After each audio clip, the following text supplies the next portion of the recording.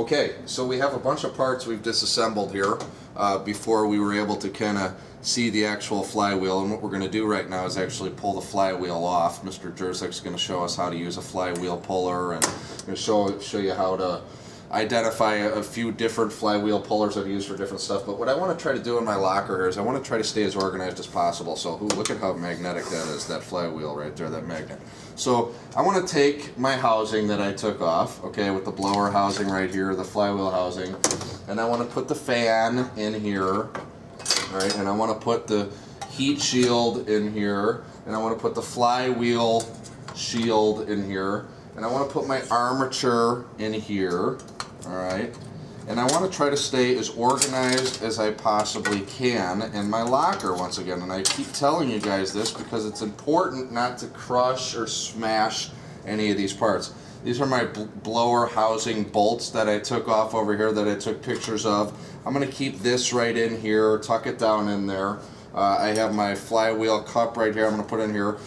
I'm going to actually put this bolt back into the cup and put a couple pieces of tape on this so I don't lose this flywheel nut right now. But before I put it in the cup, I'm going to need it to pull the flywheel off with the flywheel puller. So I'm going to actually just kind of put it right back on the crankshaft end right here before Mr. Jerzik comes over here and shows us how to use a flywheel puller and pull this flywheel off.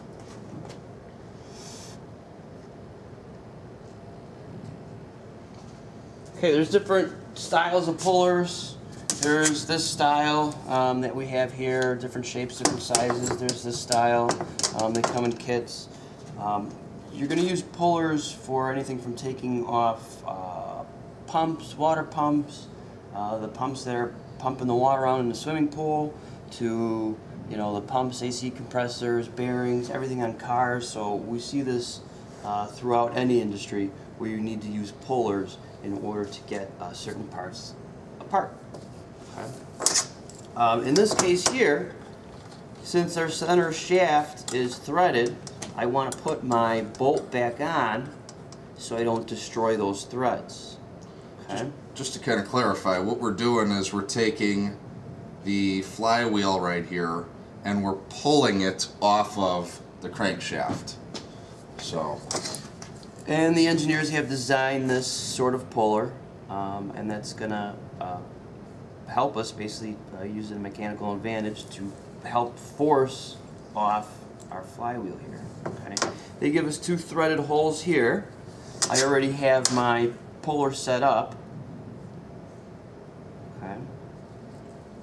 So I'm going to go ahead and thread these ends in by hand. And remember, if something doesn't go in by hand, it usually means it's getting cross-threaded. It's going to really be important when it's time to assemble our engine. Everything needs to be started by hand. Okay. Now you can see. So as those bolts are going in, it's pulling that flywheel out. It's basically just using friction. So what I'm going to do is I'm just going to go about a half turn, quarter turn. We need our strap wrench.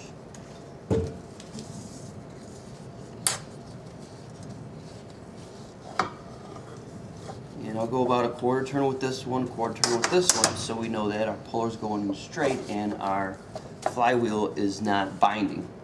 Okay, so if it comes off crooked, it's never going to come off. It almost needs to get pulled off almost perfectly straight. So, give that a couple turns, and you can hear that it already kind of popped a little bit, and that's a good sign. So now I'm going to back this off, and I can see that it already came loose.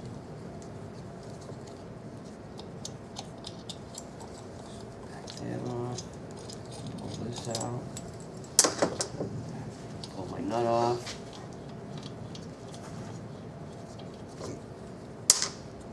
Make sure that's there. And very, very important. Just what's that, Mr. DiGorio? It's like something important. This is a key, right, Mr. Jerzik? It is. And basically, that's going to align our flywheel and keep it from spinning on our crankshaft. There's the key where it's accepted, and this is where it sits. Okay. Without this key, you can see how small that key is. If we lose that, damage that, it's not going to do its job. It's not going to hold this in place so where it spins on our crankshaft. So we have to really, really make sure we do not lose this. We can actually wrap that up in tape and make a giant tape ball out of that. Our last step here is our crankshaft. And you can see that that's what's left in there. In order to get this out, I'm going to put my nut back on this, so I'm going to use it once again, and I'm going to grab a plastic hammer, and I'm going to give this a couple taps here. And the reason I'm putting this nut on there, if I was to hit these threads by accident, or even just the end here, those threads are going to change shape from getting hit with the hammer, and you'll never get the nut back on, and it won't be able to be reassembled like it should. So I'm going to leave the nut on there, and that's going to keep it from getting damaged.